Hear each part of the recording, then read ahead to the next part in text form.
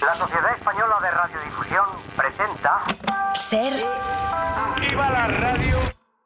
Podcast. Siempre.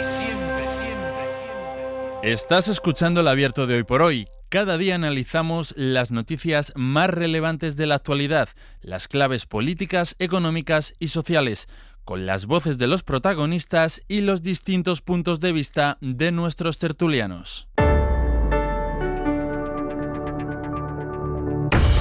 Tiempo para el análisis, tiempo para el abierto, en Hoy por Hoy, en esta mañana de lunes, en esta semana que precede a las fiestas navideñas. Cristina Monge, buenos días. ¿Qué tal? Muy buenos días. Ignasi Guardans, buenos días. Muy buenos días. Y Antón Losada, buenos días. Buenos días. Enseguida vamos con todo el goteo de declaraciones judiciales que vamos a vivir desde hoy y hasta el viernes que viene, el ataque del Partido Popular por este goteo, la defensa del Partido Socialista por este goteo judicial, pero antes, van a dejar que empecemos por la actualidad internacional porque se cumple una semana de la caída inesperada del régimen de Bashar al-Assad tras más de medio siglo de dictadura en Siria, una semana en la que hemos visto cómo los rebeldes islamistas poco a poco ocupaban el vacío de poder sin desmantelar por el momento la estructura del Estado sirio, prometiendo una transición tranquila y democrática. Era la palabra que decíamos al principio, el primer día cuando conocimos la caída de Bashar al-Assad, era incertidumbre. ¿Qué iba a pasar? Bueno, una semana después parece que ese, vamos a decir, talante moderado de los nuevos líderes sirios va tomando forma, y tanto es así que ha empezado ya el goteo de delegaciones diplomáticas que visitan Damasco para entrevistarse con el nuevo gobierno. Nicolás Castellano, enviado especial de la SER, muy buenos días. Hola Ángel, buenos días. Decíamos que se cumple esa primera semana en el poder del líder insurgente Mohamed al-Juliani. Prometió el desarme de las milicias que tumbaron al-Assad y centrar el tema del gobierno de transición y en la reconstrucción, sobre todo, dice, del país tras 13 años de guerra civil. Sí, Ángel, la verdad que acelera todos los mensajes en las últimas horas, con entrevistas a la televisión nacional siria, con entrevistas a cadenas árabes, y como tú decías, lo que sigue insistiendo es que va a desarmar a todas las milicias que le ayudaron a esta especie de coalición yihadista a derrocar al dictador. Ha dicho que tienen que devolver todas las armas, que se van a acabar esas milicias, que todo se va a agrupar en la misma agrupación, digamos, de gobierno, y que todas esas armas tienen que quedar bajo el control del Estado. Eso sí, que si es que quedan algunas armas, después de los intensos bombardeos de las últimas horas, más de 500 ataques desde el pasado domingo, en poco más de una semana, y por cierto, los últimos, como te decía, a las 8, impresionantes los ataques a las bases armadas que tenía el régimen en la costa, en Tartus y también en Hama. Además de ese anuncio, digamos, del desarme, destacado también que su prioridad sigue siendo pues un discurso moderado. Habla de la reconstrucción del país después de 3 años de guerra, de reconstruir las viviendas, de que los desplazados regresen, de crear, por ejemplo, una aplicación para que todos esos familiares desaparecidos, que buscan a sus desaparecidos, que siguen pegando esas fotografías por todas las plazas de los mártires en el centro de Damasco, etcétera, etcétera, tengan una aplicación informatizada para intentar recabar alguna información de los suyos. Y luego en lo político, Ángel, es simbólico de la manera acelerada en la que muchas embajadas están dando ya el apoyo al-Julani. Qatar abre hoy su sede diplomática, lo hizo el sábado el gobierno de Turquía, que es el principal valedor, digamos, de toda esta coalición. Mañana es bastante probable que lo haga también la de Irán, o en los próximos días asegurado, y mañana llega la primera delegación europea, la francesa, hasta aquí. Y luego, sobre todo, también el respaldo de que todo un representante, un enviado especial de Naciones Unidas, se reúna con el autoproclamado hombre fuerte del país. En las últimas horas, ese enviado especial de la ONU ha dicho que ve la situación mucho mejor que en la época de la dictadura y que espera que se levante el embargo. También le ha pedido a este gobierno, Ángels, que garantice los derechos de las mujeres y de las minorías. Además, la transición del poder de uno a otro pues ha sido de forma muy pacífica. Ala Khatib, que es un funcionario que trabajaba con el régimen, que se pasó al bando contrario para intentar luchar contra él porque era atacada a su familia en Al-Quneitra, en la frontera con Israel, subraya eso, que la transición está siendo pacífica, y esto sorprende a los locales y a los internacionales. Todo lo que ahora nos viene a través del Julani, a través del primer ministro, pues nos alegra muchísimo, porque va... Dice que le ilusiona los mensajes conciliadores que está poniendo en marcha, pero también que entiende el miedo de la comunidad internacional a esta coalición con este pasado relacionado con Al-Qaeda o con el Estado Islámico. Nosotros entendemos el miedo de la comunidad internacional, porque siempre podemos decir los grupos extremistas intentan subir encima de las victorias que hace el pueblo, ¿no? Dice que hay que estar atento a las medidas en los próximos días, pero de momento, para este exfuncionario que intenta recuperar estos días su puesto en el exterior en Damasco, Ángels, la buena noticia del gobierno del Yulani es que le sube el salario un 400%, dado también que aquí la situación económica es absolutamente desastrosa, ¿no? Nico, hoy estás tú en el campo de refugiados de Yarmouk, en las afueras de Damasco. Allí viven miles de refugiados palestinos que también sufrieron el puño de hierro del régimen sirio. ¿Tú has podido hablar con un funcionario sirio que se pasó ya hace tiempo al bando rebelde? ¿Qué te ha contado? Sí, este es Ala, y fíjate, Ángel, te voy a describir ahora la escena que estoy viendo. Son un auténtico barrio enorme, absolutamente destrozado. Esta es la pequeña Gaza aplastada por el régimen de Bashar al-Assad. Aquí recordamos las imágenes brutales también de la población pasando hambre, aquellas imágenes de personas famélicas por las calles. Está absolutamente destrozado, casas rotas por los bombardeos, restos de metralla y muy poca gente, pero que están volviendo. Estamos viendo cómo están reabriendo sus negocios. Dice que es la primera vez que vuelven desde la caída del régimen, y es aquí un poco sorprendente esta contradicción de la destrucción absoluta y la ilusión por levantar al pueblo palestino, a los refugiados palestinos que están aquí de sus cenizas. Por cierto, al-Yulani ha dicho que a los palestinos que tienen que desarmarse y acabar con sus campos de entrenamiento. Es una medida también que de alguna manera busca tranquilizar a Israel y intentar que acaben esos ataques. Pero este funcionario, como decía, sunita, que trabajaba con Bashar al-Assad y que ahora apoya al HTS, pide al gobierno que no aplique las mismas medidas que está haciendo en Idlib, donde gobernaba hasta hace muy poco.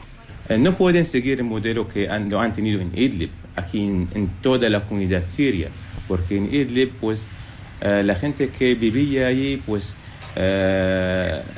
aceptaba todo lo que ellos dictaban con respecto al Sharia, al Islam, todo esto.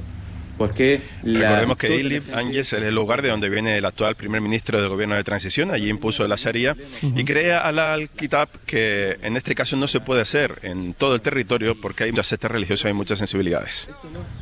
La Sharia siempre, que es la religión islámica, siempre ha formado parte de la sociedad siria, pero nunca han llevado la gente hasta el extremismo. Vale. Siempre ha sido una sociedad moderada. El Islam moderado siempre que se ha planteado aquí en Siria. Nunca hubo fanatismo ni extremismo en Siria. El modelo que vamos a elegir el modelo que nosotros que nos sea apropiado para nosotros. No hace falta que sea un modelo turco o catarí, pues tiene que ser un modelo sirio. O sea, que tú tienes esperanza de que esta revolución va a triunfar definitivamente. Esperamos esto. Nico, gracias. Ha caído Nico, no habíamos perdido el contacto con él. Me extrañaba que no estaba pisando este corte, que es lo que hace él habitualmente. Bueno, en cualquier caso, este es el retrato, poco más de una semana después de la caída de Bashar al-Assad. Mientras Nico nos hacía esta fotografía, nos trae hasta aquí esta fotografía de Siria, Europa está intentando pactar una posición común. Hoy se reúnen los ministros de Asuntos Exteriores de la Unión para decidir qué relaciones van a mantener con las nuevas autoridades sirias, pero en realidad deciden algo más inmediato, y es qué hacer con los refugiados sirios. Algunos países, de hecho, ya han empezado a decidirlo unilateralmente. Corresponsal Enrique García Pozo, buenos días. ¿Qué tal, Ángels? Buenos días. Varios socios de la Unión han suspendido la tramitación de solicitudes de asilo a las personas sirias. Esto lo contamos la semana pasada. Y hoy estamos contando que hay otros que quieren incentivar, o sea, quieren pagar a los refugiados para que vuelvan a sus países, pagar para que vuelvan a Siria. Sí, de momento más de una decena de países mantienen congeladas esas tramitaciones. En el caso de Alemania, el país que ha acogido desde el año 2015 a más de 900.000 personas que huían de la guerra, esta congelación afecta a más de 47.000 sirios. Más de una decena de países, como decía, han adoptado por esta pausa. Lo ha hecho Francia, Italia, Grecia, Bélgica, Dinamarca o Austria, y esta capital, Viena, ya puso encima de la mesa incluso esa cifra, pagar 1.000 euros a cada uno de los refugiados que decidan volver al país. En realidad es una idea que ya ha sugerido, e incluso lo hacía el pasado jueves, el nuevo comisario de Interior, el también austriaco Magnus Brunner, cuando dijo que la Unión Europea debía participar en los retornos voluntarios. Lo cierto es que la caída de al-Assad se concibe como una ventana de oportunidad, al menos para los países más duros en materia de migración. De hecho, ya había capitales, incluso como Roma, que desde hace meses apostaban por considerar ya a Siria como un país seguro cuando todavía el dictador estaba en el poder. Fuentes comunitarias explican que suspender estas tramitaciones es una fórmula para analizar con calma lo que está pasando en Siria. Subrayan que de momento hay consenso en la precaución y que las capitales no quieren tomar medidas precipitadas, a pesar de que más de una decena ya hayan apostado por esta vía. En cualquier caso, nos dicen que primero hay que analizar qué se puede esperar en las próximas semanas, cómo van a responder las nuevas autoridades sirias, y de cómo vayan actuando dependerá la respuesta que se dé finalmente a los refugiados. Siria va a ser el asunto central del Consejo de Exteriores de esta mañana aquí en Bruselas, el primero presidido por la nueva alta representante, por Kaja Kallas, que este fin de semana ha estado ya en varias reuniones en Jordania. La pregunta en el aire inmediata es también qué relaciones debe tener la Unión Europea con las nuevas autoridades. Aquí también prima la prudencia, Ángels. Recordemos que el nuevo líder sirio es el líder de una organización que forma todavía parte de la lista de organizaciones terroristas para Bruselas. Pero varias fuentes comunitarias indican que tiene que haber contactos. Hoy se abordará a qué nivel, de qué forma y a partir de cuándo. Enrique, gracias. A vosotros. Europa, que estudia a partir de hoy qué relaciones establecer con el nuevo gobierno de transición de Siria. Para lo que no espera Europa es para tomar decisiones e iniciativas sobre los refugiados sirios que hace años llegaron a Europa, sin saber todavía ¿Qué va a ser Siria? ¿En qué va a quedar? ¿Cómo va a actuar? ¿Cuál es la estrategia de este nuevo gobierno de transición? Porque es verdad, Ignasi, que ha pasado una semana y después de la incertidumbre inicial parece que hay una declaración de intenciones del nuevo líder de llevarlo todo al terreno de la moderación, pero esto falta verlo. Sí, falta verlo y hay muchos interrogantes, ¿no? Pero es evidente que la situación es distinta de la que era. Y el refugio y el asilo es un concepto que se aplica sobre una determinada realidad. Si la realidad cambia el concepto de refugio y de asilo, y eso forma parte del propio derecho. Sin saber cuál va a ser la nueva realidad. No, por eso no hay que tomar ninguna decisión mientras no se conozca la nueva realidad. Lo que se sabe es que la realidad que ha cambiado. O sea, eso sí se sabe que la cárcel donde había gente a la que le arrancaban las uñas, pues está abierta y ya no es así. Se sabe que hay un gobierno distinto. O sea, se sabe que las circunstancias de asilo y refugio que se aplicaban mientras estaba la dictadura en lugar, ya no están. Lo que no se sabe es cuáles son las próximas. Por tanto, a mí me parece sensato, inteligente, abrir un periodo de consultas, un periodo de reflexión, dejar en suspenso, efectivamente, en las peticiones de asilo y refugio en este momento, porque no se sabe si tienen fundamento o no, y ahí en un plazo razonable se podrá ver si tienen fundamento o no. Por supuesto, el derecho adquirido, por decirlo así, de la condición de asilado o refugiado que tienen cientos de miles de personas en toda Europa, ese se mantiene, pero a su vez también tiene todo su sentido estudiar la posibilidad de que voluntariamente, muy voluntariamente, las personas que quieran regresar a su país para contribuir a su crecimiento, a su desarrollo, para reunirse con los suyos, eso lo hagan. Es decir, regreso voluntario y revisión de la situación del asilo. Imposición, no. Pero cerrar los ojos y pretender que se dio asilo sobre una dictadura, alguien que huía de una dictadura de guerra civil, y ahora no hay dictadura, no hay guerra civil, pues es normal y legítimo que se revise la situación. Cristina. Bueno, yo sería más cauta, porque mientras no se revise la situación, lo que hay que hacer es garantizar los derechos también de los solicitantes de asilo, ¿no? Por lo tanto, coincido con que tenemos que estar pendientes de a ver qué pasa, cuál es este cambio, pero claro, hay señales contradictorias, ¿no? Hace una semana Ángeles Espinosa en El País decía cómo los rebeldes sirios se estaban llamando a proteger a las minorías, pero de momento ya habían establecido una policía de la moral en Alepo para garantizar que las mujeres no se quitaban el velo, ¿no? Es decir, empieza a haber señales muy contradictorias y todos tenemos muchísimas dudas. Por cierto, nuevamente las mujeres, las primeras en sufrir las consecuencias de lo que puede volver a ser un régimen que hace caso omiso de los derechos humanos. Entonces, claro, en esa situación de incertidumbre, yo entiendo que es momento de estar atento, pero previamente, o sea, precisamente por eso lo que hay que hacer es garantizar el derecho de los solicitantes de asilo. Justamente yo creo que en sentido contrario de lo que algunos países de la Unión Europea están haciendo ahora mismo, ¿no? ¿Qué ocurre? Que esto coincide también con un momento en el que el debate migratorio está muy vivo en la Unión Europea. Muchos países con mucho miedo acerca de qué puede pasar, acerca de las políticas de migración y cómo eso les pueda perjudicar en las urnas. Y claro, esto viene como anillo al dedo, ¿no? O sea, me quito de encima el debate migratorio migratorio, planteó incluso la posibilidad de pagar a sirios para que vuelvan a sus países, en lo que sería una especie como de venganza histórica, ¿no? Hay que recordar cuando Merkel decidió abrir fronteras para recoger a todos los refugiados sirios. Y mientras tanto, la incertidumbre yo creo que lo que obliga es, como decía, a ser más cautos y por lo tanto garantizar más que quien tiene que pedir o quien pide un asilo lo pueda tener reconocido. Antón. Bueno, yo en el caso de Europa empiezo a preguntarme si no estaremos entrando en una especie de actitud infantil ante el mundo que cambia a nuestro alrededor, ¿no? Parece que todos los esfuerzos de una parte importante de Europa, lógicamente no todos los gobiernos y todas las sociedades son iguales, ¿no? Pero parece un poco que la estrategia frente a todo lo que sucede a nuestro alrededor es impedir que llegue aquí como sea, ¿no? O hacer como que no sucede, o prohibirlo.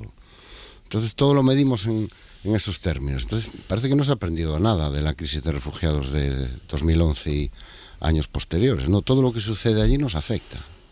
Claro. Podemos darnos toda la prisa del mundo en devolver allí refugiados. Podemos mandarlos a toda velocidad, fletar aviones, barcos, que si las cosas en Siria no van bien... Pero sin haber adoptado, Antón, una posición común sobre qué hacer con el nuevo gobierno. Claro. Pero lo primero pero para eso hay que reunirse. Hacer como no sucede es exactamente lo que supondría ignorarlo. Bueno, pues yo creo que estamos haciendo como que no sucede. Entonces, bueno, eso es ignorar la realidad de lo que ocurre en Siria. Bueno, es que esa es la estrategia de Europa desde hace, y eso es lo que me preocupa, desde hace unos cuantos años.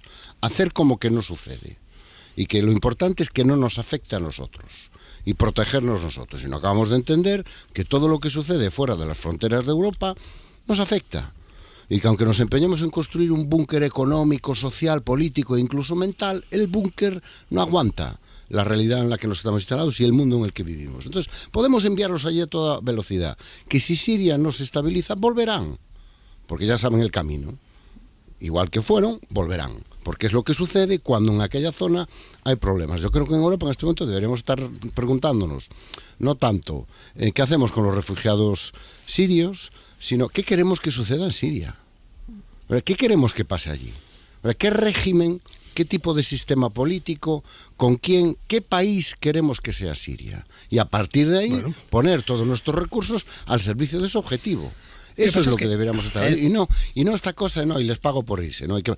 Esta cosa infantil de me voy a quitar unos refugiados porque tengo unas elecciones. Claro. Y entonces, claro, la extrema derecha me Yo sinceramente querría responder. Bueno, me parece bien. Ahora vas a termine. Termina Antón, voy a publicidad y responde Ignasi. Antón, ¿has terminado? No, se le nota que está impaciente. Antón, ¿has terminado? Lo estoy. Sí. Bueno, básicamente, simplemente insistir en la idea. Bueno, ¿qué quiere Europa que suceda en Siria?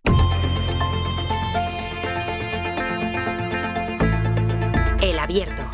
Ser Podcast. En El Abierto, Cristina Monge, Ignasi Guardans y Antón Losada estábamos hablando del papel que tiene o la posición de Europa que va a debatir a partir de hoy en esa reunión de los ministros de Exteriores de cara a Siria después de la caída del régimen de Bashar al-Assad, y formulaba una pregunta, Antón, era ¿qué queremos que sea Siria? Y quería responder Ignasi Guardans. Sí, porque quizá lo que es infantil es el ombliguismo europeo, ¿no? Es pensar que somos nosotros los que tenemos que decidir lo que quieren ser los sirios.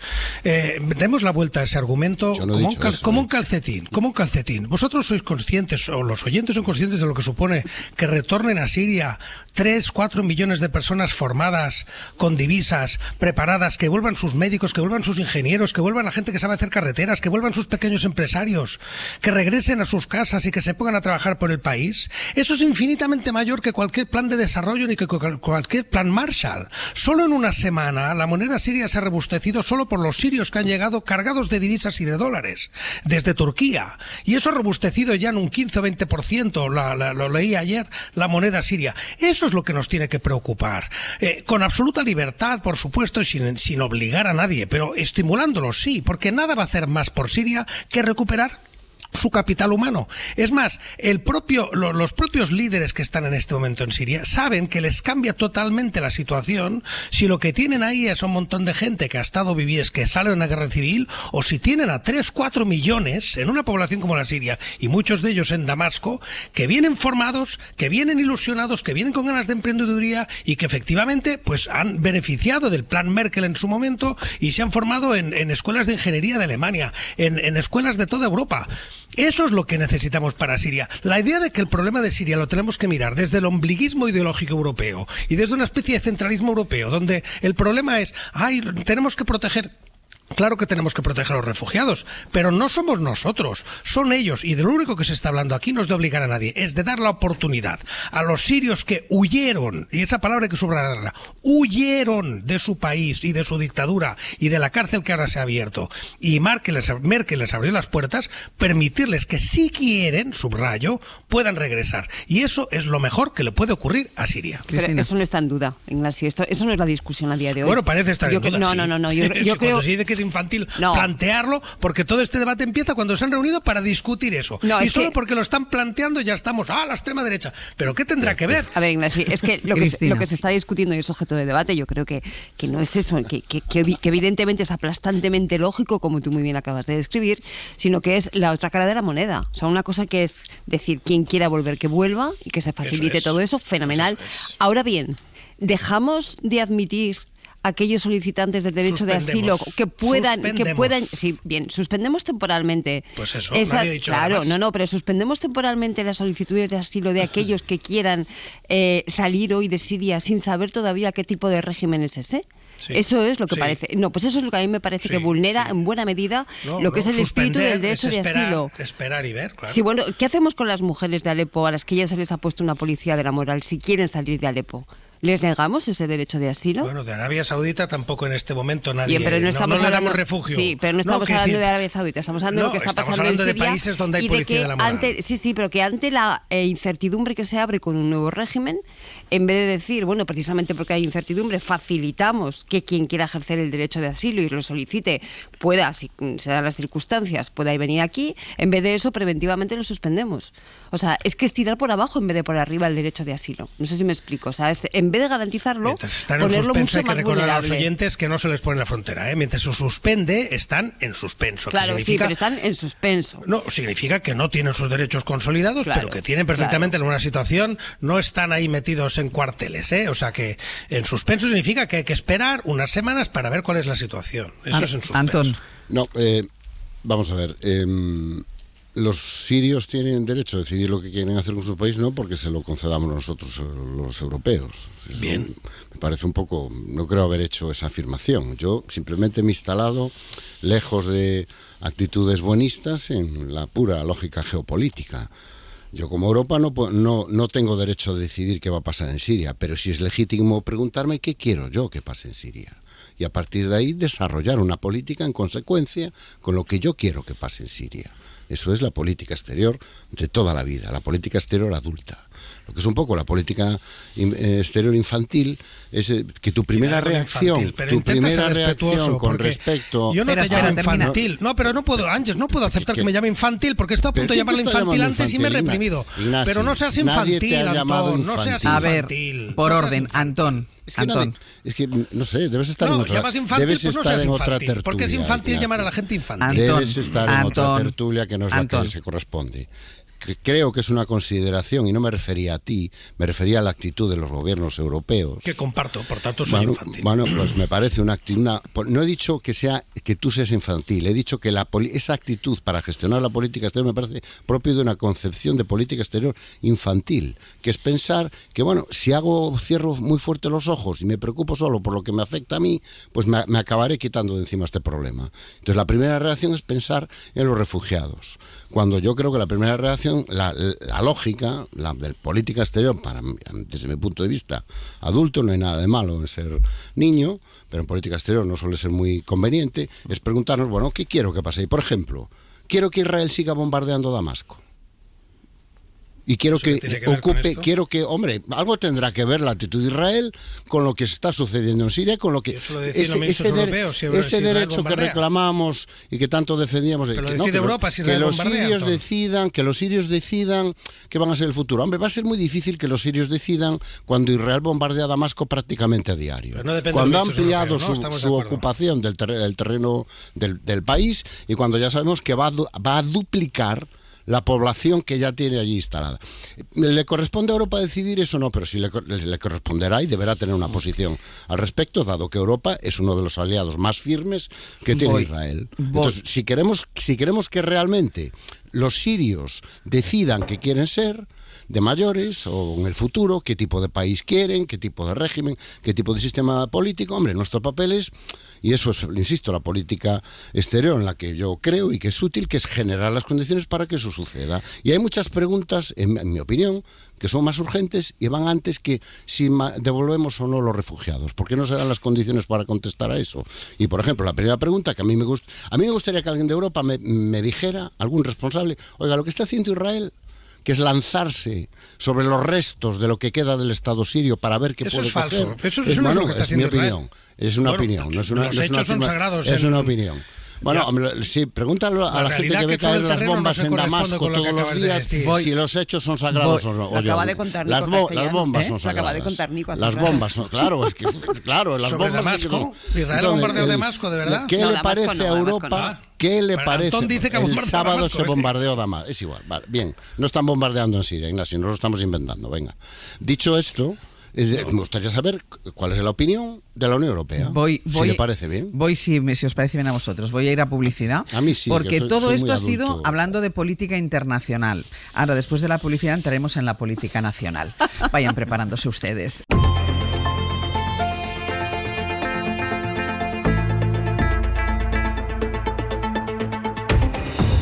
En el abierto, Cristina Monge, Ignasi Guardans y Antón Losada.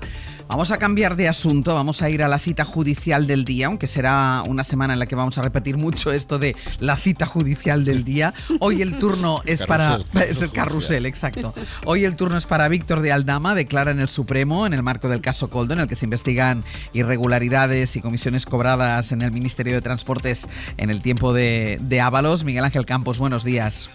No os vais a freír esta semana, buenos días. Bueno, y tú vas a hacer horas extras. Sí, desde luego, como siempre. A ver, Campos, después de la declaración de Ábalos, el jueves, negando cualquier responsabilidad, cualquier conocimiento sobre nada, hoy es el turno del empresario. ¿Qué se puede esperar de la declaración de Víctor de Aldama? Que insista en sus acusaciones y aporte nuevos detalles de esa supuesta relación con miembros del Ejecutivo. Relación cuyo alcance ha quedado en entredicho con lo aportado por Aldama hasta ahora a la justicia. Esperó 12 días desde que recobró la libertad para llevar al Supremo lo que él consideraba pruebas. Y no eran otra cosa que pantallazos de contactos telefónicos, tarjetas de visita, documentos de proyectos de presupuestos que cualquiera pueda descargarse de internet. Y esta vez sí, un contrato fiduciario por un piso en la Castellana para Ábalos que finalmente el exministro no adquirió. Aldama confirmará, a preguntas del magistrado Leopoldo Puente, las investigaciones de la UCO sobre la adjudicación irregular de las mascarillas por más de 50 millones y tratará de apuntalar su acusación respecto a que existía un amaño de contratos en el Ministerio de Transportes con Ábalos en la cartera a cambio de comisiones que pagaban las empresas adjudicatarias.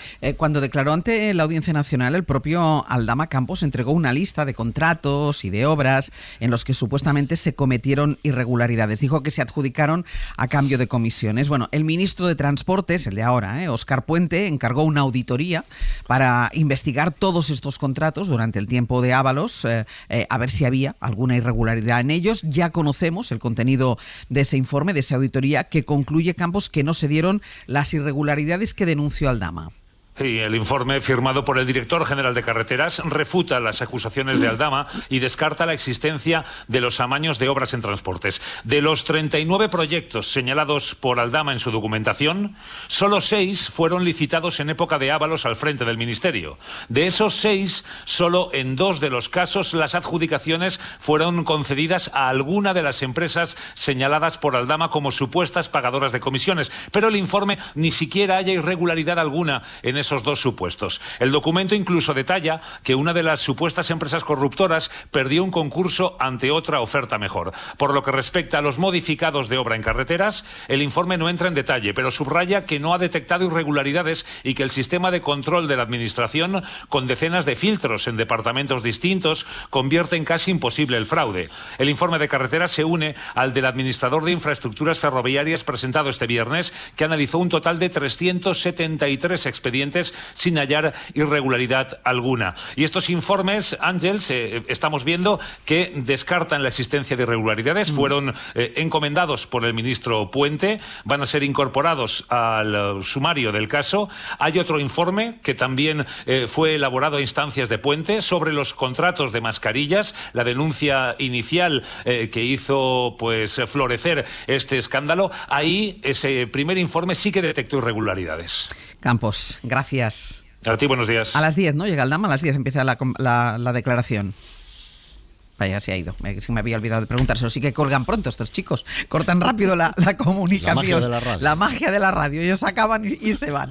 Que decíamos lo del carrusel, decíamos que lo de la cita judicial del día va a ser la constante esta semana porque empieza Aldama hoy, mañana Koldo, el miércoles Begoña Gómez, la mujer del presidente del gobierno, y el viernes la asesora de Moncloa, que parece que hizo también trabajos para Begoña Gómez, Guillermo Lerma. Buenos días. Hola de nuevo, Ángels. Claro, ante esta sucesión de comparecencias, el PP habla de calvario judicial y los socialistas se defienden de lo que consideran una campaña. Una campaña de persecución que en el PSOE personalizan va en contra del presidente del gobierno. Frente a esa amenaza permanente de bulo, de mentira, que posteriormente van a tabloides, que posteriormente van a los tribunales para acosarnos, sabemos que quieren rodearte familiarmente, porque sabemos que van a por ti, porque nos representa. Se refería a la vicepresidenta María Jesús Montero al presidente Pedro Sánchez. Sabemos que van a por ti, decía la número 2 del gobierno. La Moncloa reconocen que tanto estas declaraciones de la vicepresidenta como las de Sánchez la semana pasada, hablando de las cartas marcadas para denunciar la connivencia del PP con una parte del Poder Judicial, buscan elevar el tono, evidenciar, dicen, que hay unas decisiones de los tribunales que solo buscan dar alas a la ofensiva de la derecha contra el gobierno o torpedear la agenda política del Ejecutivo. Se quejan en la Moncloa de asuntos concretos, como que el bulo del patrimonio del hermano del presidente haya formado parte del debate porque las acusaciones populares lo utilizaran para abrir una causa judicial, o hablan también de los obstáculos que se están encontrando para que la ley de amnistía se pueda aplicar. Creen en el gobierno que todo esto debe abrir un debate sobre, por ejemplo, las acusaciones populares y la duración de algunas instrucciones. También sobre el respeto a la separación de poderes, pero hablan de respeto a la separación de poderes en todas las direcciones, también sobre si hay respeto al Ejecutivo y al Legislativo por parte del Judicial. En el PP niegan este relato, aseguraba la número 2 de Feijóo este fin de semana, que no hay ni connivencia ni persecución. No están siendo perseguidos, son los hechos, es el Código Penal, al final es el Estado de Derecho, en el que todos los españoles somos iguales ante la ley, lo que se está produciendo en España. En la Moncloa, Ángels, creen, lo dijo el presidente en esa copa de Navidad, en una conversación informal con la prensa, que la estrategia del PP de elevar la dimensión del caso Ábalos o azuzar el caso de la mujer del presidente, esa estrategia, dicen, acabará perjudicando electoralmente a Feijóo. Guille, gracias. Hasta luego. Pues mira, casi agarrándonos a las palabras que decía Cuca Gamarra, Cristina, cuando dice, son los hechos. Yo creo que es tan importante en este goteo de declaraciones judiciales que ya hemos empezado a vivir, pero que vamos a ir viviendo y siguiendo informando esta semana, es tan importante distinguir lo que son los hechos de lo que no lo son. Y un hecho es, por ejemplo, la auditoría que ha hecho el Ministerio de Transportes de todos los contratos a los que hizo mención Víctor de Aldama en la otra declaración. Una auditoría, veamos qué hay de legal, veamos qué hay de ilegal, contemos el resultado. Porque si no son los hechos lo que se plantea, lo contrario, o el otro lado, lo que es cuando se habla de calvario judicial, de Navidad con imputados, todo esto es ruido. Claro, la sociedad española es suficientemente madura como para saber distinguir los hechos de las valoraciones que luego se hacen de los hechos. Y estos días se van a producir dos elementos que creo que hay que ponerlos conjuntamente para analizar la situación. Uno es efectivamente este goteo de declaraciones alrededor de lo que puede ser este gobierno, la Partido Socialista y del propio Partido Socialista, y otro es el tema de que coinciden todas y por lo tanto va a haber un cierto peligro, yo creo, de generar una imagen de totum revolutum, ¿no? De un montón de casos de corrupción alrededor del gobierno o un montón de casos de corrupción alrededor del PSOE. No, son casos distintos en los que efectivamente habrá que ir viendo los hechos probados de cada cual. Esa auditoría dice lo que dice, según conocimos hace unos días. Vamos a ver qué pasa en sede judicial, pero a priori no tenemos ningún hecho que esté planteando o que esté demostrando que eso sea cierto, a priori. Pero es que ha pasado con otros casos. Me estaba acordando hace unos días de todo el asunto de Begoña Gómez, donde han ido apareciendo y desapareciendo personajes alrededor de este asunto, desde el directivo de Europa, pasando por el empresario Carlos Barrabés, alrededor después de todo el tema de la Complutense, y de momento, o sea, siempre con toda la cautela, esos hechos ciertos distan muchos de ser probados. Por lo tanto, yo creo que hay que hacer un ejercicio efectivamente de precisión ahora mismo a la hora de comunicar y de hacer entender qué son esos hechos probados y qué es todo lo contrario. Y precisamente, si tan claro está que esos hechos ciertos no lo son o que no están probados, yo creo que la estrategia del gobierno o de las líderes del Partido Socialista debería ser precisamente la de apoyarse en eso. Es decir, no plantear un cierre alrededor de la figura del líder como si fuera una promesa de fidelidad eterna, sino si los hechos se van a caer por sí mismos, pues hacer esa pedagogía para hacer ver cómo esos hechos efectivamente no existen o no son como se está planteando. En el entorno del presidente, otro hecho, en la acusación, en la querella se hablaba del enriquecimiento ilícito del hermano del presidente, cosa que también ha caído por el informe de la UCO, y el propio BBVA, con los datos bancarios del hermano del presidente, también dijo que no había habido este enriquecimiento ilícito. Ahora voy con vosotros, dejadme que haga una pausa porque sé que os vais a liar entre los dos y luego no podré cortaros. Venga, va.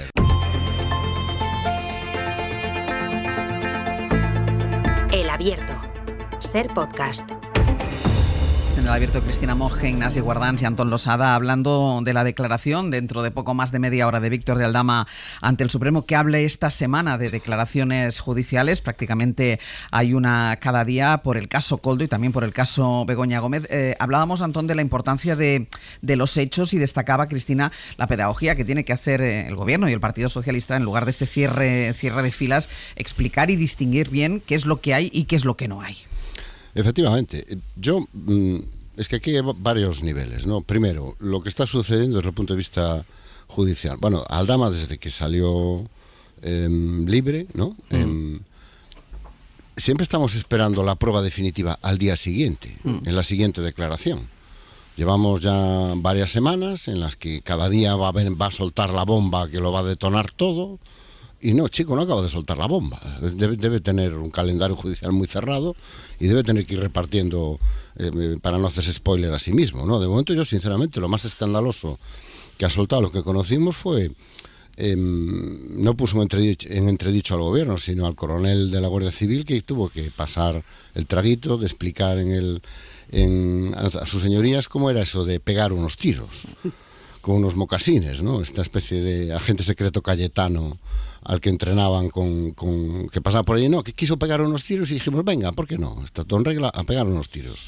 Y todo lo demás, porque cuando salió el asunto Aldama hablábamos un poco, mi idea era, bueno, seguramente tendrá pruebas muy contundentes con respecto a la corrupción o presunta trama de corrupción que podría haber en el entorno de Ábalos y en el ministerio, sobre todo personado en Koldo, el asesor para todo, y sobre eso, bueno, pues ya claro, todo lo que digas es que ya no lo tienes que demostrar.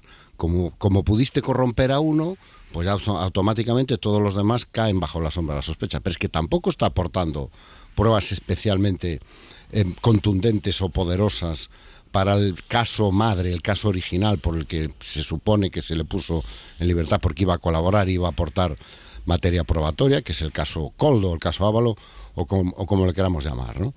El segundo elemento, hoy publica en El País Perfecto Andrés Ibáñez, que es magistrado emérito del Supremo, un penalista de referencia, un artículo que yo recomiendo mucho, se llama, es un interrogante, ¿no?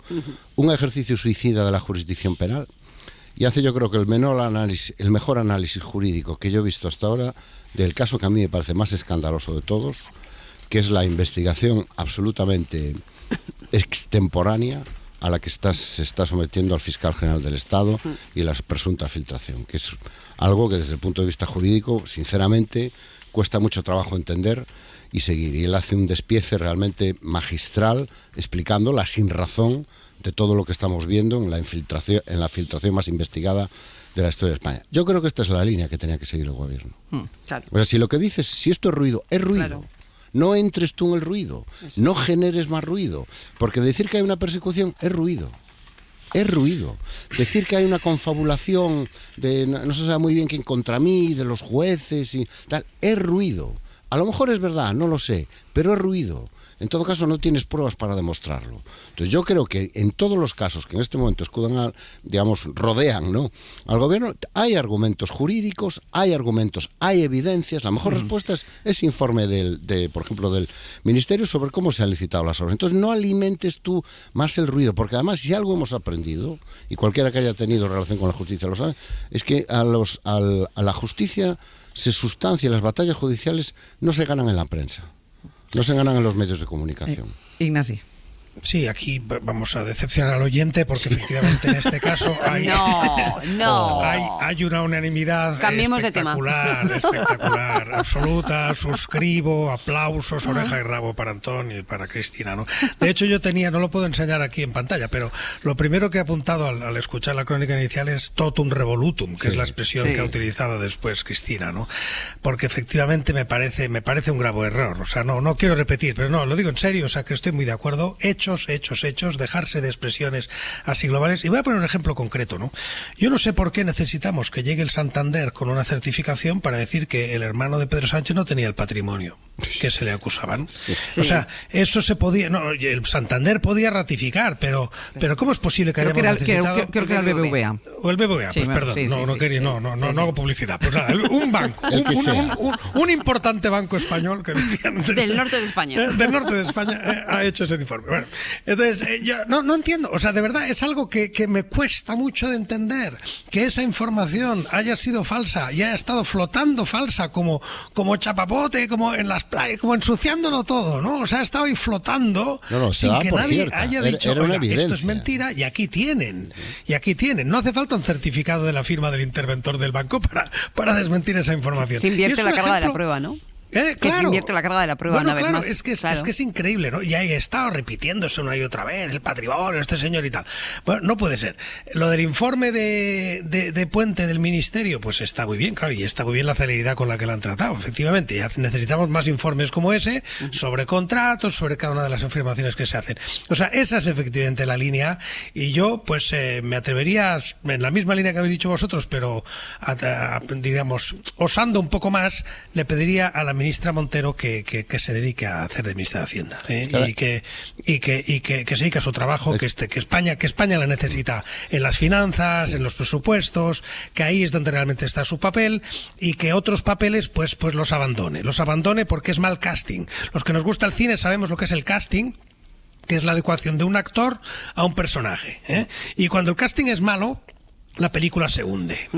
Bueno, pues la ministra Montero no es buen casting para estar atacando al Supremo, y por tanto creo que haría muy bien en volver a su casting, a su papel correspondiente, para el que sí está muy bien elegida, y no meterse en otros papeles que no son el suyo. Antón. Es que además deberían tener un poco más de... O sea, si todo esto se está haciendo, ¿no?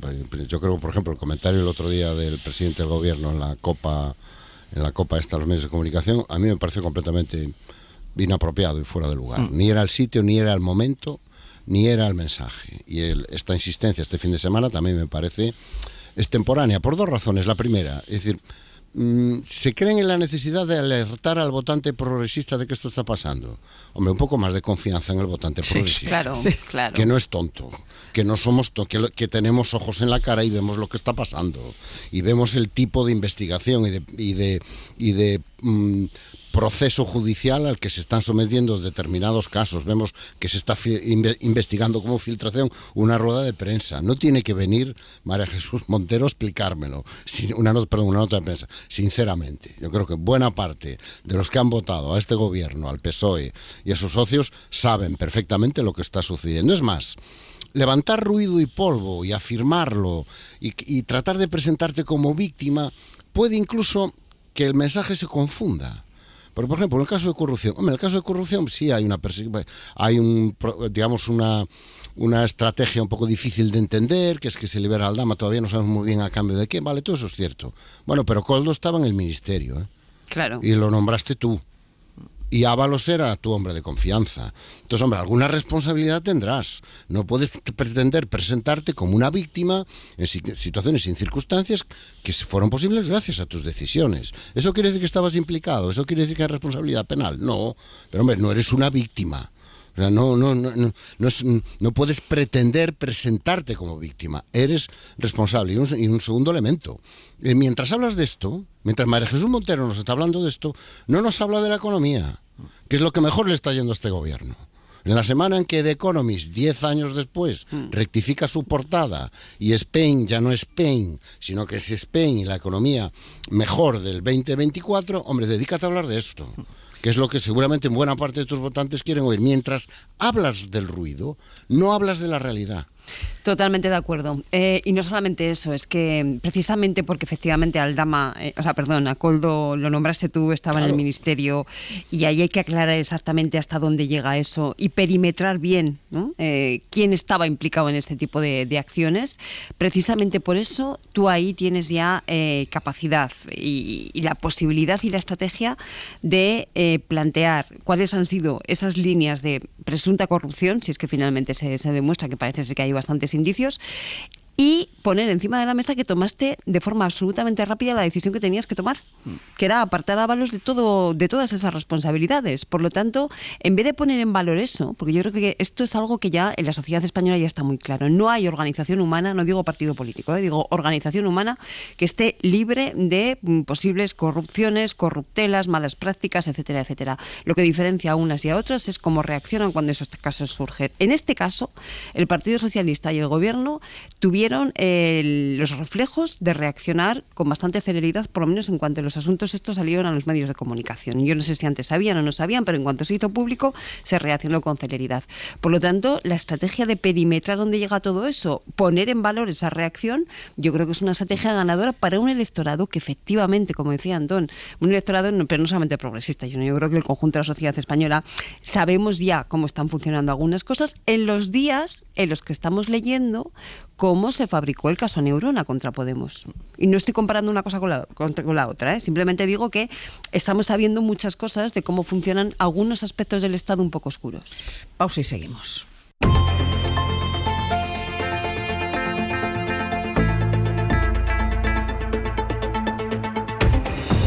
En el abierto, Cristina Monge, Ignasi Guardans y Antón Losada. El Partido Popular reúne hoy a sus presidentes autonómicos en Génova. Feijóo preside el encuentro después de que en la conferencia de presidentes que se celebró el viernes pasado en Santander quedaran en evidencia las diferencias que hay dentro del partido, en el seno del partido, entre diferentes presidentes autonómicos, sobre todo en lo referente a la quita de la deuda a los gobiernos autonómicos. David Junquera, buenos días. Hola, buenos días. Porque Díaz Ayuso rechaza negociar o que se condone deuda, y hay comunidades como Valencia o Murcia que ya han dicho que están dispuestos a hablar con el gobierno, aunque Feijóo no quiere que el encuentro de hoy se centre en eso, pero no sé si lo va a conseguir. Sí, porque hay algunas autonomías del PP que no lo pueden evitar, fantasean con el tema, abren los oídos cuando Sánchez sugiere la quita de deuda, y también hay otras, que lo contaba, se muestran rotundamente en contra y tratan de marcarle el paso al resto. Lo decía el presidente asturiano el viernes, Adrián Barbón, que contaba que cada vez tiene más la sensación de que hay dos PPs distintos en formas y en actitud, uno con el que se puede hablar con talante y otro que dice no a todo e insulta. Se cuidó de decir quién representa esta segunda facción, pero lo entendimos todos, Ángels. El caso es que Génova no quiere que se intuya ningún tipo de división, de fracturas en ese supuesto bloque monolítico de varones que le gusta exhibir al PP. Por eso hoy se va a hablar de deuda, de financiación, pero será en los canutazos de los presidentes autonómicos. En lo que respecta a Feijóo, el menú que nos tiene preparado es otro. De primero, corrupción. De segundo, corrupción. Y de tercero, un balance de este 2024. El líder del PP dará un discurso en abierto, sin preguntas, y se regocijará en lo que fuentes populares llaman la pesadilla antes de Navidad que va a vivir esta semana el presidente del gobierno. Con Aldama en capilla judicial, con Koldo y Begoña Gómez también a punto de declarar como imputados, el líder de la oposición insistirá hoy en la anomalía que supone que un gobierno esté bloqueado pendiente de un fugado y de varios casos de corrupción. Hará además recuento de este 2024, acordándose de la victoria en Galicia, de la victoria en las europeas, pasando un poco más de puntillas por lo ocurrido en Euskadi o Cataluña y cargando las tintas en el año del gobierno. Sin presupuestos, dicen, perdiendo votaciones, con Sumar cabreado, Podemos distante, los socios presionando, viendo cómo han caído Ábalos y Errejón. Un año que resumen con con una frase: más PP, menos PSOE. Es como lo quieren ver en Génova. De la quita y la financiación ya se hablará, si eso, en el año que viene. Gracias, Junquera. Hasta luego. Pues de la quita vamos a hablar nosotros, que hable de corrupción. Nosotros vamos a hablar de la quita porque la Cumbre de Presidentes Autonómicos ha reabierto precisamente el debate de la condonación de la deuda de las autonomías con el FLA, con el Fondo de Liquidez, que es una medida que el Ejecutivo ha planteado y que tiene mucha letra pequeña, tanto económica como política. Javier Ruiz, hola de nuevo. ¿Qué tal, Ángeles? ¿Cómo estás? Javi, empecemos por lo económico. ¿Qué parte de la deuda se negocia condonar y qué significa esto? Pues la deuda que se perdonaría es la que las autonomías adquirieron durante la crisis anterior, la de 2008, la de las primas de riesgo disparadas. Ya casi no nos acordamos, pero en aquellos momentos las autonomías que iban a pedir dinero se enfrentaban a intereses tan altos que el Estado tuvo que rescatar a la Generalitat Valenciana para empezar y crear el FLA, el Fondo de Liquidez Autonómica. El Estado central pedía ese dinero, pagaba intereses más bajos y se lo prestaba, se lo desviaba a las autonomías a esos intereses más bajos. Para que la gente nos entienda, Ángeles, es como cuando el padre más solvente le pide dinero al banco para que el niño no tenga que pagar intereses tan altos. Bueno, pues en ese cajón de deuda pendiente hay 208.000 millones de euros. 2 de cada 3 euros de deuda que tienen las autonomías lo tienen metido en el FLA. Pero claro, a partir de aquí empiezan las diferencias. No todas deben igual y no para todas representa lo mismo ese dinero del FLA. ¿A quién beneficiaría más entonces la condonación de parte de esa deuda? ¿Quiénes serían los ganadores? Pues aquí tenemos distintas formas de medir a los distintos niños, por decírtelo así. Si se mide en dinero, Cataluña sería la más beneficiada porque Cataluña tiene 77.000 millones de su deuda total que le ha prestado el FLA. Es decir, 1 de cada 3 euros que ha prestado el Fondo de Liquidez Autonómica se lo ha prestado a Cataluña. Pero si se mide en porcentaje de deuda, es decir, en hábito, por decirlo así, en cuanto recibe uno a la hora de financiarse, entonces hay 3 comunidades que son las grandes beneficiadas: Murcia, Cantabria y Generalitat Comunitat Valenciana, por ese orden, porque son las 3 que más han acudido al FLA para financiarse. En concreto, el 95,8% de la deuda murciana es del FLA, el 92,8% de la deuda valenciana es del FLA. Y significativo porque las dos son del PP. La Comisión de Expertos para la Financiación Autonómica, que dejó la puerta abierta a una condonación de deuda, insinuaba: perdónese solo aquella que haya tenido que endeudarse porque no tenía financiación suficiente, para evitar lo que definía como un riesgo moral, eso de perdonarle deuda a los males gestores que han tenido que recurrir a ella porque no gestionaban bien. Hemos hablado de la posición del Gobierno central y la de muchas autonomías, pero en medio de unas y otras está Madrid. La propia presidenta Isabel Díaz Ayuso ha regalado todo tipo de adjetivos a la propuesta, ha dicho que es absurda, insolidaria, disparate. Así para empezar, Javier. Sí, Ayuso y la Comunidad de Madrid se niega a condonar deudas porque dice políticamente. Otro tema que se ha hablado es el de condonarse deudas. Pienso que eso hace un daño letal a España. La deuda no se evapora. La deuda, si la acaba absorbiendo la Administración General del Estado, significa que es una deuda a repartir entre todos los españoles nuevamente. Por eso de ir perdonándose las deudas me parece algo profundamente desleal y además me parece insensato. Hay mucho adjetivo y poco número, casi siempre en estas declaraciones, así que vamos a buscar los números para entender por qué Madrid se niega. Madrid tiene deuda, sí, tiene un 12,1% de su economía en deuda. Son los mismos niveles que Euskadi, Navarra, Canarias, La Rioja, pero esa deuda no la tiene con el FLA. La tiene con la banca, 16.000 millones, y con otros mercados directamente, otros 20.000 millones más, pero no con el Estado.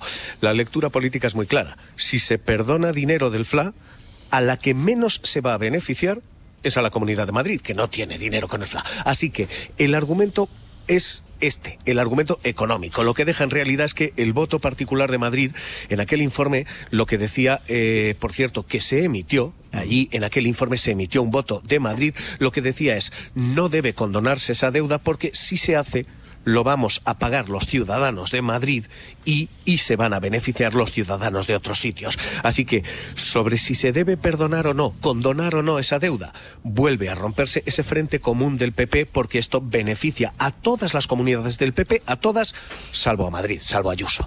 Javier, gracias. Un abrazo hasta ahora. Condonación de la deuda, financiación autonómica. Cuando se toca el dinero es donde se ve esa brecha que hay interna dentro del Partido Popular, pero es verdad, Antón, que serían todos por un lado e Isabel Díaz Ayuso por otro, y lo vimos por ejemplo con las reuniones que quiso mantener el presidente del gobierno con todos los presidentes autonómicos. Todos acudieron para preguntar qué hay de lo nuestro, cómo podemos solucionar lo nuestro, y la única que no acudió fue Isabel Díaz Ayuso. Bueno, es importante añadir un dato a todo lo que también ha contado Javier. La deuda de Madrid está a manos de la banca por una decisión del gobierno de Madrid. Claro. Sí, sí. Que porque ellos no acudían al FLA, sí. porque ellos eran unos grandes gestores y se financiaban en los mercados, y el FLA era una cosa de pobres y de comunidades pobres y de gente que no sabe gestionar.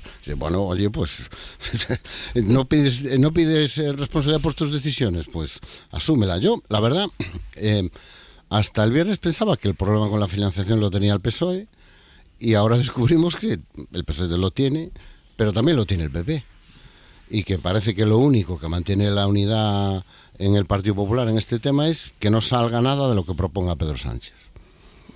A partir de ahí, cada uno es de su padre y de su madre y de sus deudas, ¿no? Y claro, es muy difícil gestionar una situación en la que no sabes lo que quieres y lo único que sabes es lo que no quieres, y lo único que sabes de lo que no quieres es que no salga lo que propone el otro, lo que está enfrente. No le vamos a dar esa baza, ¿no?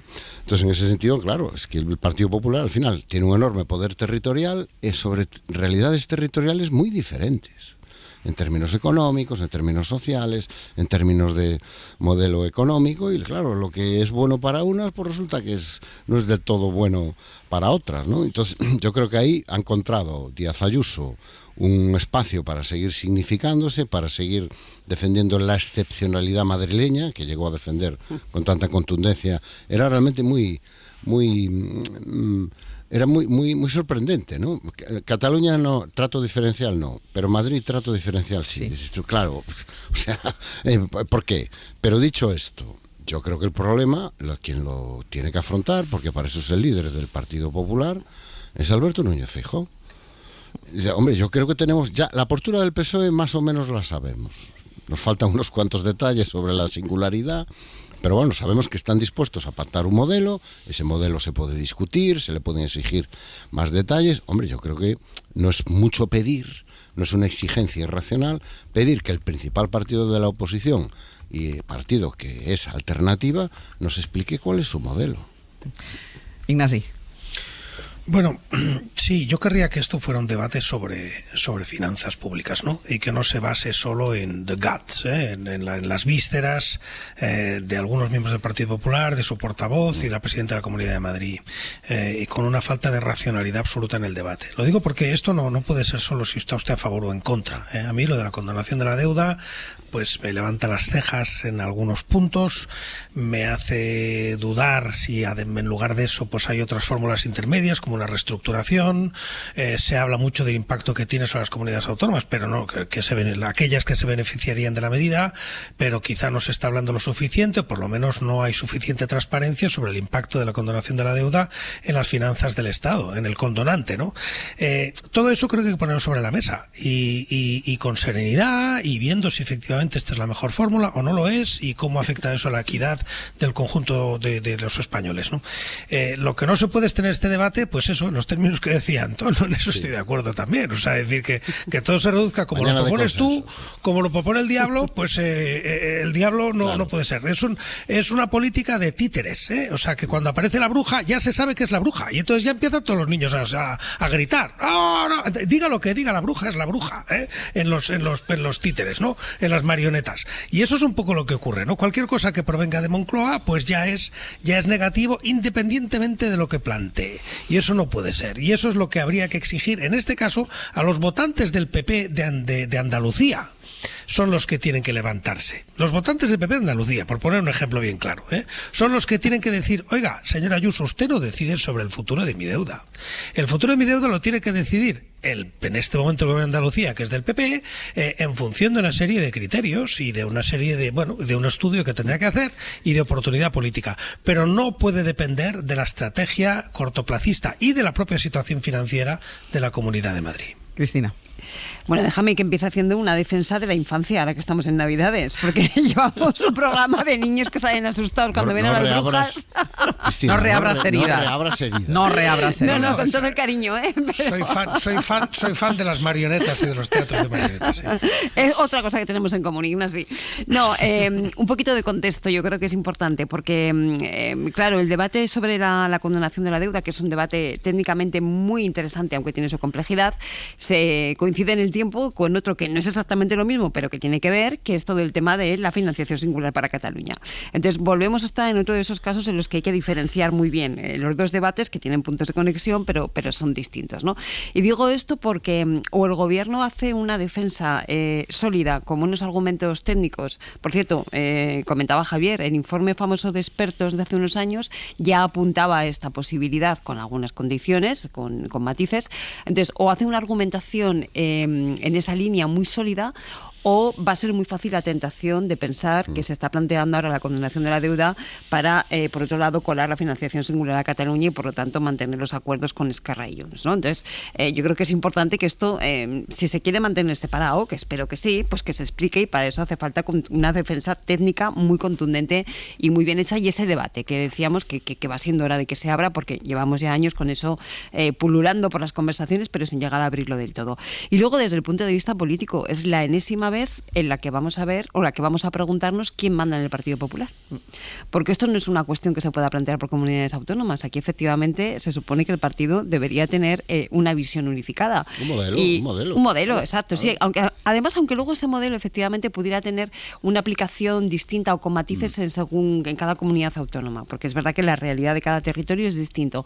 Pero, ¿de verdad os imagináis a Moreno Bonilla ir a negociar con Pedro Sánchez diciendo que renuncia a la quita de a la condonación de la deuda porque a Díaz Ayuso no le interesa? No le va bien. Pues yo no me la acabo de imaginar. ¿Y qué posición tiene ahí Feijóo? Voy a dedicar los 3 últimos minutos que nos quedan del abierto casi como para cerrar el círculo, porque voy a volver a hablar de Europa. Como no va a dar tiempo a debate, sé que nos vais a enganchar, porque voy a hablar de Europa y la estabilidad o inestabilidad en algunos países que han sido motor y eje principal de esta Europa. Primero, Alemania, porque allí se vota la moción de confianza que ha presentado Olaf Scholz. Busca perderla, con la intención de perderla para poder convocar elecciones. Lleva con esa idea en la cabeza desde que en noviembre el gobierno tripartito saltó por los aires con la marcha de los liberales. Corresponsal en Berlín, Carmen Viñas, buenos días.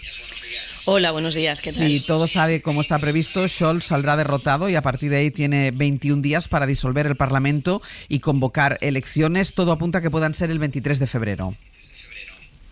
Efectivamente, si Alemania celebra hoy un pacto, te voy a tener que decir que va a ser bastante poco usual. Perdona un momento, Carmen, perdona un momento, Carmen. La República Federal. Sí. Es que nos escuchamos. No sé si te voy a decir, baja la radio, que es lo que le digo habitualmente a los oyentes. No sé por qué nos escuchamos. No lo sé, voy a intentar silenciar. Pero ahora mejor, quizás. ¿Ahora mejor? Ay, la magia. Perfecto, venga, gracias. Dale. Sí, os comentaba que en Alemania se va a celebrar hoy un acto poco usual. Solo ha habido 5 mociones de confianza en la historia de la República Federal y 3 de ellas han provocado elecciones anticipadas. Según estipula la ley fundamental, un canciller debe someterse al voto de confianza de los diputados si no cuenta con la mayoría suficiente en el Parlamento y, por lo tanto, el Gobierno ya no tiene capacidad real de actuación, como es el caso actual. El canciller Olaf Scholz va a hacer una declaración al inicio de esta sesión parlamentaria. A continuación va a haber un debate de 2 horas antes de la votación y si, como se espera, Scholz pierde el voto de confianza, es decir, no consigue la mayoría parlamentaria de 367 votos, va a proponer por la tarde al presidente federal, a Frank-Walter Steinmeier, la disolución del Parlamento. Y entonces, como comentabas, Steinmeier podría disolver el Parlamento en un plazo de 21 días y se abre el proceso de convocatoria de elecciones. La fecha que se baraja ahora mismo es la del 23 de febrero y todos los partidos ya están en modo precampaña. De hecho, mañana se votarán y se van a hacer públicos los programas de socialdemócratas, conservadores y liberales. Pues muchísimas gracias, Carmen. Un saludo, hasta luego. Esto aquí en Alemania y después en Francia, ya con nuevo primer ministro, corresponsal Vicens Batalla, buenos días. Buenos días, Ángels. Que hoy va a empezar los contactos con todas las formaciones para ver con quién puede contar para conformar gobierno. Empieza con la ultraderecha, pero quiere hablar con todos. Sí, bueno, va a ser más que para consultarlos, para introducir ministros, posibles ministros de estos partidos políticos, es para que no le censuren cuando presente su gobierno y haga su discurso de política general. Ha empezado a las 9 con Marine Le Pen y Jordan Bardella, la ultraderecha, que no fueron invitados por el presidente Macron, precisamente, porque hay buenas relaciones entre Bayrou y Marine Le Pen. Luego a las 10 viene Gabriel Attal, el ex primer ministro macronista este mismo año. A las 12 son los líderes socialistas, que le van a poner como condición para no censurarlo que no aplique el decreto ley para aprobar los presupuestos, y a las 2:30 es el líder de la derecha, Laurent Wauquiez, que pone como condición que se mantenga el ministro del Interior, Bruno Retailleau, muy duro contra la inmigración, y que curiosamente ahora mismo está en el archipiélago de Mayotte por el ciclón devastador que ha pasado por ahí, con muchos muertos que se prevén, con lo cual es complicado que Bayrou esta misma semana pueda anunciarlo el gobierno, porque luego también a las 4 se presenta la ley especial para prorrogar los presupuestos de 2024, que va a ir al Senado luego, y con lo cual Bayrou ahora mismo nombrar un nuevo gobierno esta misma semana va a ser muy difícil. Va a tener además que convencer él intenta también atraer personalidades de la izquierda, y es posible que con un poco de suerte sería antes de Navidad, o que nos vayamos a enero, cuando se vuelva a abrir la Asamblea Nacional el 13 de enero. Es posible que sea así. Y mientras tanto, los insumisos no han querido ir a hablar con Bayrou y le van a presentar una moción de censura. Veremos cuánto tarda en formar este gobierno. Batalla, gracias. Gracias a ti, Ángeles. Hasta luego.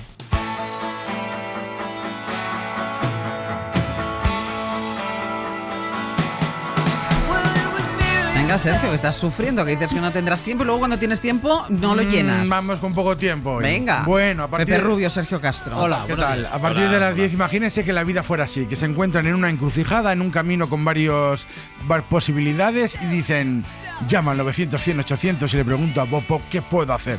¿Qué es lo mejor? Esto ha podido ocurrir en el abierto de hoy. Muchas veces. Hay momentos muy calientes. De hecho, ha habido un momento que Antoni y Guardans han estado a punto de llamar a Bob. Han estado a punto de llamar a Bob. Bueno, 900 100 800 para todas las dudas que se le plantean en la vida y que podría ayudarles a resolver Bob Pop. Después vamos con los deportes, vamos con la dupla, con Rafa Cabeleira y Galder Reguera. Vamos a hablar de una liga que nadie quiere en realidad, y también vamos a hablar con Julen Aspe, que es monologuista, cómico, y también es el narrador de DAZN de partidos de la liga en euskera. Vale. Vamos a hablar de la importancia de los idiomas. Pero déjale algo de tiempo a Pepe.